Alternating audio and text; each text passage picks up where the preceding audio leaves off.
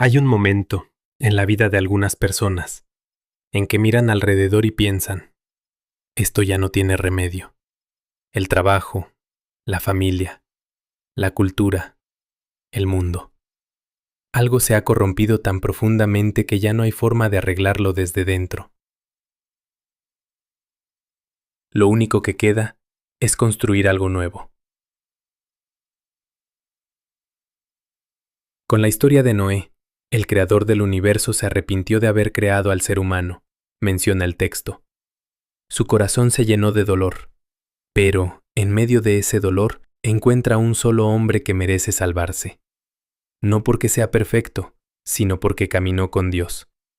Lo que vamos a ver hoy es por qué eso, construir el arca cuando todo el mundo te dice que estás loco, es la respuesta más avanzada que existe al caos sistémico.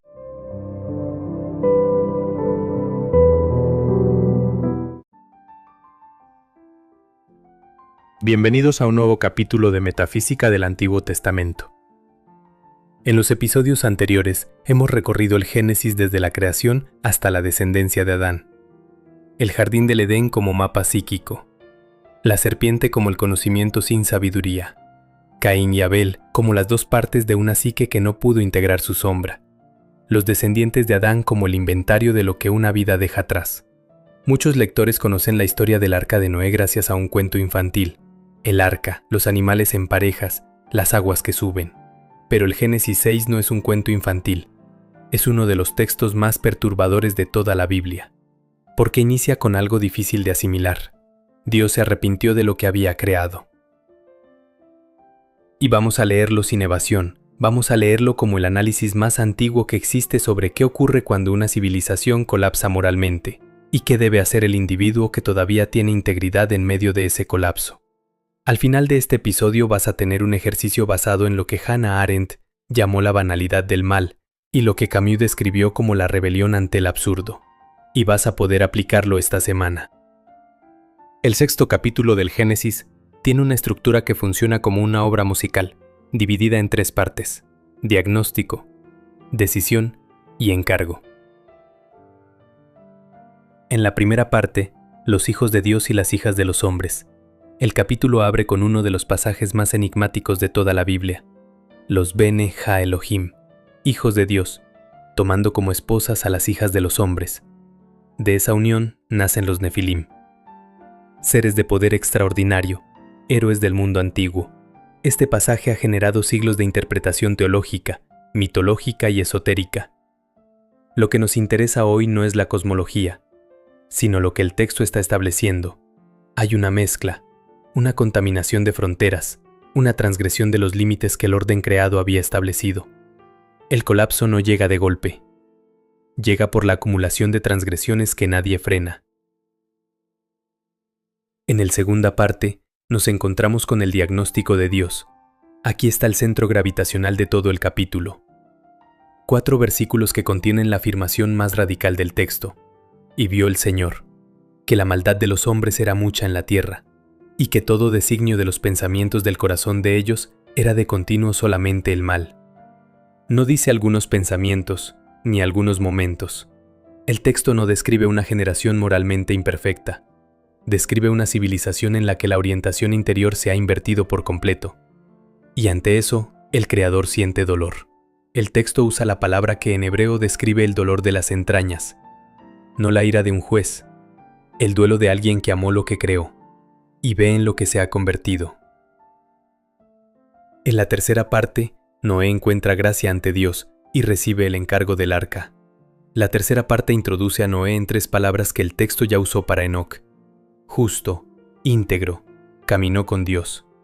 Y le da un encargo que en términos humanos es absolutamente absurdo: construir una embarcación gigante en tierra seca, porque va a llover de una manera que el mundo aún no ha visto. El texto describe las instrucciones con precisión técnica extraordinaria. Madera de gofer, compartimentos, betún por dentro y por fuera, 300 codos de largo, 50 de ancho, 30 de alto. No es un mito vago, es un plano de construcción. Y la última frase del capítulo es quizás la más importante de todo él. Y así lo hizo Noé, hizo conforme a todo lo que Dios le mandó. Sin una palabra de protesta, sin negociación, sin pedir señales adicionales, en un mundo que el texto acaba de describir como completamente corrompido. Noé construye.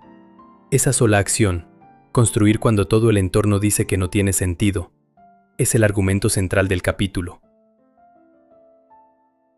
En este capítulo encontramos 4 términos que exigen detenerse y ser estudiados desde el hebreo original, porque cada uno de ellos tiene una potente densidad conceptual que las traducciones habituales olvidan.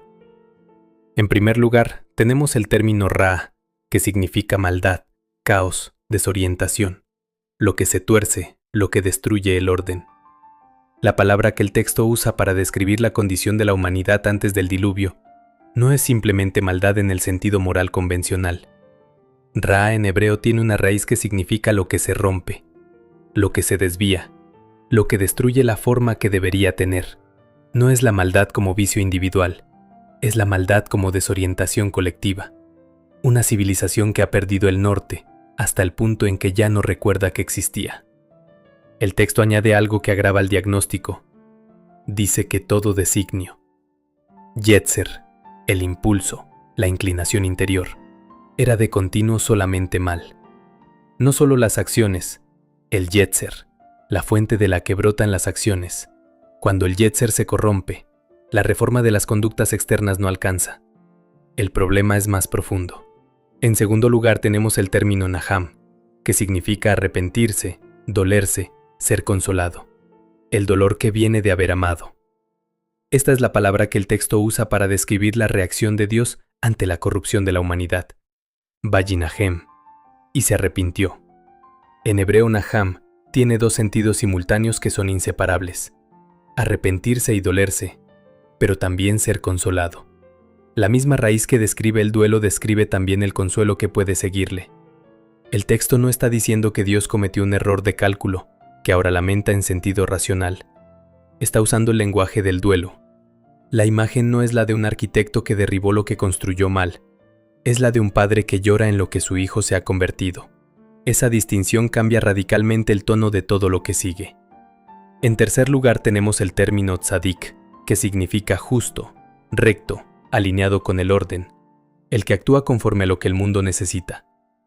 Esta es la palabra que describe a Noé, tzadik. En hebreo no significa simplemente una persona moralmente buena. Significa alguien cuyas acciones están alineadas con el orden verdadero de las cosas, con lo que el mundo necesita en ese momento, con lo que la situación demanda. El tzadik no es el perfecto, es el que ve con claridad lo que la situación requiere y actúa en consecuencia. La tradición rabínica añade algo que el texto insinúa. Noé era justo en su generación. Por último, nos encontramos con el término tebá. Tebá es el arca, caja, receptáculo, lo que contiene y preserva en medio del caos. La palabra que el texto usa para el arca de Noé es tebá, y aparece aquí, y en el Éxodo, cuando la madre de Moisés pone al bebé en una cesta de papiro sobre el río para salvarlo. La misma palabra, la misma función, un receptáculo que preserva lo esencial, cuando las aguas amenazan con destruirlo todo. El arca no es un barco de guerra ni un buque de exploración, es un espacio de preservación. Y lo que Noé preserva no es solo su familia y los animales, preserva la posibilidad de un comienzo nuevo. La tebá es el gesto de quien, en medio del colapso, se niega a dejar que lo esencial desaparezca. El texto hace una afirmación en la que cualquier lector debe detenerse, que el Yetzer, la inclinación interior, el impulso generativo de los pensamientos, era de continuo solamente mal. Esto no es un juicio sobre una mala semana o sobre una generación particularmente viciosa. Es el diagnóstico de un sistema que ha llegado al punto de no retorno. ¿Cómo llega una civilización a ese punto? El texto no lo explica directamente, pero hay algo que los primeros 4 versículos del capítulo sugieren. El proceso comienza cuando se borran las fronteras. Los Bene Ha Elohim toman lo que quieren sin restricción. Los Nefilim son poderosos más allá de lo humano. La violencia se vuelve estructural, no excepcional, y nadie la nombra como violencia, porque todos la ejercen. Se ha normalizado. Hannah Arendt describió algo semejante al analizar los juicios de Nuremberg. El mal extremo no siempre viene acompañado de monstruos. A veces viene de la ausencia de pensamiento. de personas que hacen lo que hace todo el mundo, sin detenerse a preguntar si debería hacerse. La banalidad del mal es precisamente esto, el yetzer corrompido, no en sentido dramático, sino en sentido sistémico. Cuando el mal se normaliza, deja de percibirse como tal, y entonces ya no hay reforma posible desde dentro, porque el instrumento de evaluación, la conciencia moral, también se ha corrompido. El texto dice que Dios vio esto, y su corazón se llenó de dolor. Naham. El duelo que precede a la decisión. Lo que viene después del diluvio no es castigo en sentido retributivo, es reinicio. La diferencia entre castigar y reiniciar es la diferencia entre la venganza y la compasión. Y el texto, si se lee en hebreo, está clarísimamente del lado del reinicio. El mal banal no requiere malicia, solo requiere ausencia de pensamiento. Hannah Arendt, Eichmann en Jerusalén. Noé no reforma la civilización corrupta. El texto no registra ningún intento de Noé de convencer a nadie. Lo que hace es construir. Y en esa elección, construir en lugar de reformar, preservar en lugar de combatir. Hay una sabiduría que vamos a explorar en el bloque psicológico. 4 pensadores iluminan este pasaje desde ángulos que se complementan. Por un lado tenemos a Carl Jung, que desarrolló el concepto de inflación psíquica para describir lo que ocurre cuando el ego, individual o colectivo, se identifica con fuerzas que están más allá de su escala humana. Los Bene Ha-Elohim de Génesis 6 son, en la lectura junguiana, el símbolo exacto de esta inflación, lo sobrehumano mezclándose con lo humano, sin los límites que hacen sostenible esa mezcla. Jung también describió lo que llamó enantiodromía, el principio según el cual todo lo que se lleva a un extremo tiende a convertirse en su opuesto. Una civilización que acumula poder sin límites tiende inevitablemente hacia su propia destrucción. No como castigo externo, sino como consecuencia intrínseca.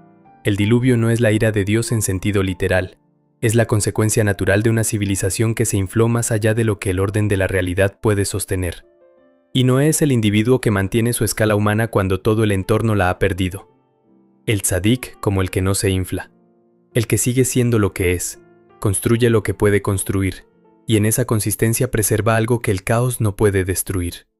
Por otro lado tenemos a Hannah Arendt, que, tras observar el juicio de Adolf Eichmann en Jerusalén, formuló algo que sigue siendo incómodo décadas después. El hombre que organizó el transporte de millones de personas a los campos de exterminio no era un monstruo. Era un burócrata, alguien que dejó de pensar por sí mismo y ejecutó órdenes del sistema. La maldad más destructiva de la historia no vino de la psicopatía individual, sino de la abdicación colectiva del pensamiento moral. Génesis 6 diagnostica lo mismo con 3000 años de antelación, cuando el yetzer de una generación entera apunta en la misma dirección. El individuo que mantiene su pensamiento propio se convierte automáticamente en un extraño en su propia civilización. Noé no es heroico por hacer algo excepcional, es heroico por seguir siendo él mismo cuando el entorno lo presionaba para dejar de serlo.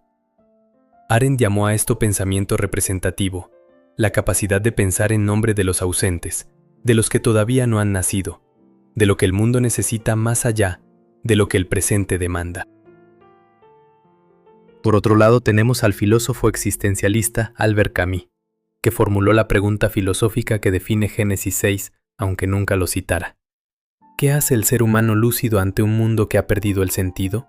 La respuesta de Camus no es la resignación ni la huida, es la rebelión. No la rebelión como violencia o protesta, sino como el acto de continuar construyendo significado, precisamente donde el entorno dice que no hay ninguno. Noé construye el arca en una civilización que el texto describe como completamente corrompida. Construye algo que nadie más ha pedido, que nadie entiende, que requiere décadas de trabajo en tierra seca. Eso es exactamente la rebelión de Camus, el acto de crear cuando la creación parece absurda, de preservar cuando la preservación parece inútil, de seguir siendo fiel a algo cuando nada en el entorno lo valida. El absurdo no destruye a Noé, lo define. En último lugar tenemos a Erich Fromm, que distinguió entre dos orientaciones fundamentales del ser humano, la del tener y la del ser. La civilización que Génesis 6 describe está orientada al tener en su expresión más extrema. Los poderosos toman lo que quieren, acumulan sin límite, y la violencia se convierte en el instrumento natural de quien define su identidad por lo que posee. Fromm llamó a esta orientación necrófila en su acepción filosófica, orientada hacia lo que se puede controlar, dominar y destruir.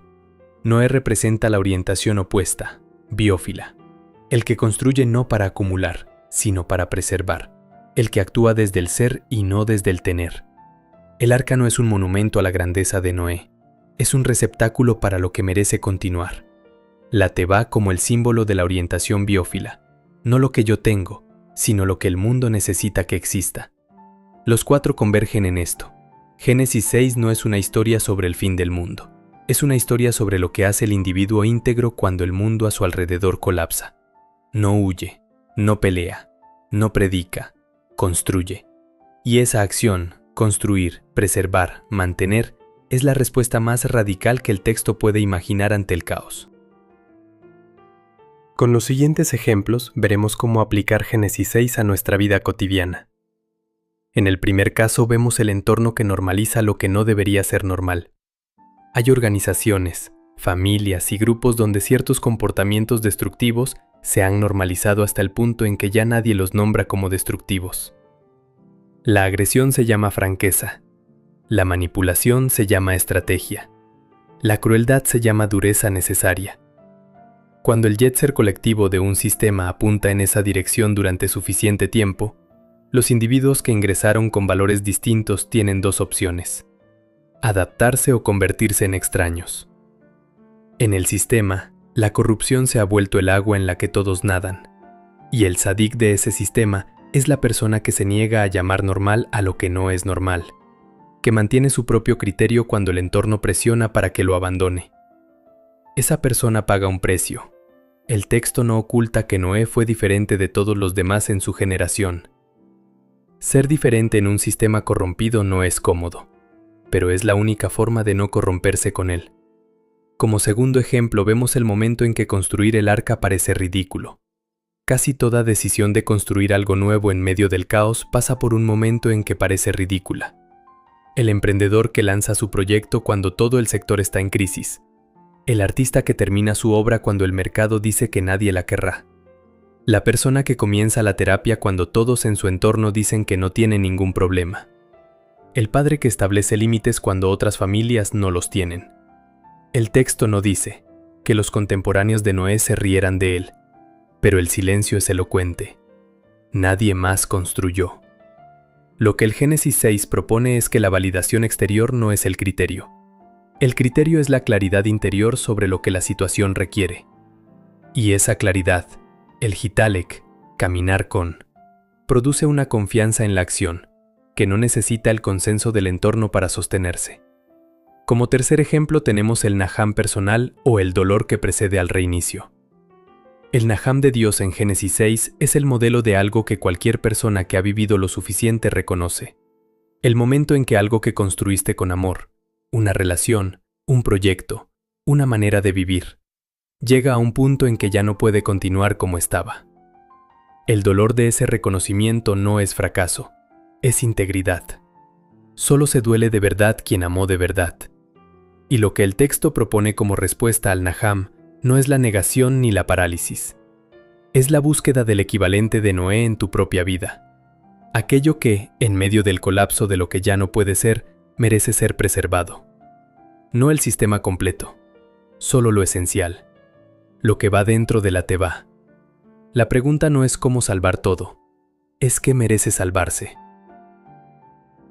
Como te prometí al inicio, a continuación, te propongo el ejercicio, el protocolo del arca, la construcción que nadie más comprende, pero que tú sabes que es necesaria.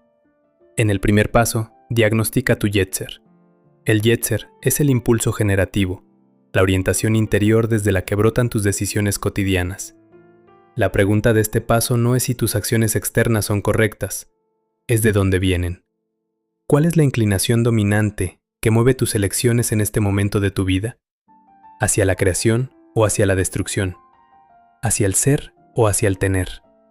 ¿Hacia la preservación de lo esencial o hacia la acumulación de lo que no necesitas? Escribe en una frase, sin juzgarte, ¿cuál es tu yetzer real esta semana? En el segundo paso, identifica el diluvio que ya está llegando. El diluvio en Génesis 6 no es una sorpresa para Noé. Dios se lo anuncia con anticipación suficiente para que pueda prepararse.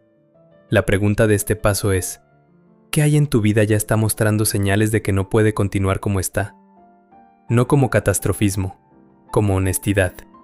Una relación que se ha corrompido lentamente. Una manera de trabajar que ya no es sostenible. Un hábito que está erosionando algo que valoras. Un sistema familiar, laboral, social, donde la normalización del daño ha llegado a un punto de inflexión. Nómbralo en una frase. Nombrarlo no lo produce, ya estaba llegando. Nombrarlo solo te da tiempo de construir. En el tercer paso, define lo esencial que va dentro de tu teba. Noé no intentó salvar todo. El arca tiene un tamaño, caben ciertas cosas y no caben otras. La pregunta de este paso es una de las más importantes que puedes hacerte. Si en el área que identificaste en el paso 2 tuvieras que elegir qué preservar, qué relaciones, qué valores, qué capacidades, qué manera de ser, qué iría dentro del arca. Haz una lista corta, no más de 3 cosas. La teba tiene límites, y esos límites son una enseñanza, no una limitación. Te obligan a saber qué es realmente esencial y qué es ruido. En el cuarto paso, construye aunque nadie entienda. El texto no registra ninguna conversación de Noé con sus contemporáneos sobre el arca. No hay debate, no hay campaña de concienciación. Noé construye. La pregunta de este paso es, ¿qué acción concreta, en la dirección de lo que identificaste en el paso 3, puedes comenzar esta semana aunque nadie en tu entorno la entienda, la apoye o la valide todavía? No una intención, una acción, con un día y una hora. La teba no se construye de golpe, se construye una tabla a la vez. En el último paso tenemos el Naham sin colapso. El Naham de Dios en el texto precede al reinicio, no al abandono. La última enseñanza del protocolo es esta. Si hay algo en tu vida que necesita un Naham, un duelo honesto por lo que ya no puede ser, permítetelo esta semana sin convertirlo en parálisis. El dolor de reconocer que algo llegó a su fin no es derrota. Es la condición para que pueda comenzar algo nuevo. Escribe una frase que mencione qué hay en tu vida que necesita ese duelo, y otra frase que nombre qué podría comenzar después. El diluvio siempre termina, y cuando termina, el texto dice que Dios se acuerda de Noé.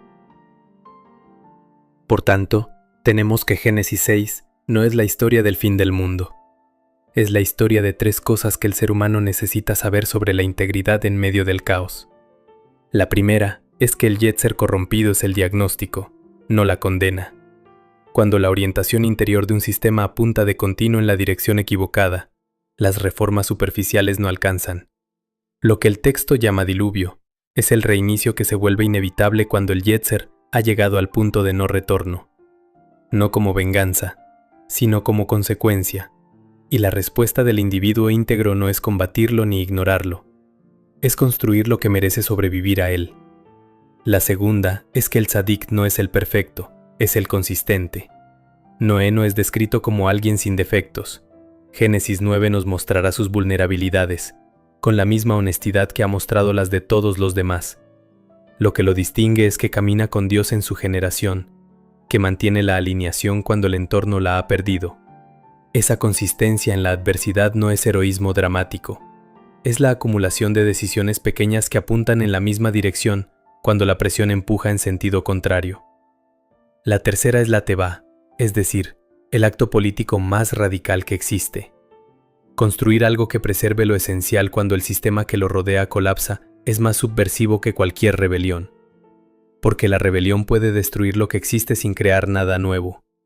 La teba crea lo nuevo sin necesitar que lo viejo desaparezca primero para tener razón de ser. Noé no espera al diluvio para construir. Construye mientras el diluvio todavía no llega. Y eso es exactamente la diferencia entre reaccionar y crear. En el próximo episodio, las aguas suben, el diluvio llega. Y vamos a ver algo que el relato del arca esconde en sus detalles. Los 40 días no son solo meteorología, son la duración del proceso de transformación interior más antiguo que el texto describe. Y la pregunta que vamos a responder es, ¿qué ocurre psicológicamente cuando el mundo que conocías desaparece bajo el agua y lo único que tienes es un arca y la promesa de que esto también pasará?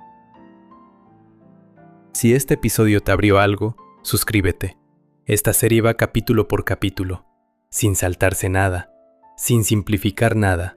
Y en los comentarios cuéntame, ¿qué estás construyendo tú mientras el diluvio llega? No lo que quieres construir algún día, lo que estás construyendo ahora, esta semana, aunque nadie a tu alrededor lo entienda todavía. Escríbelo, porque nombrarlo en voz alta es ya empezar a construir.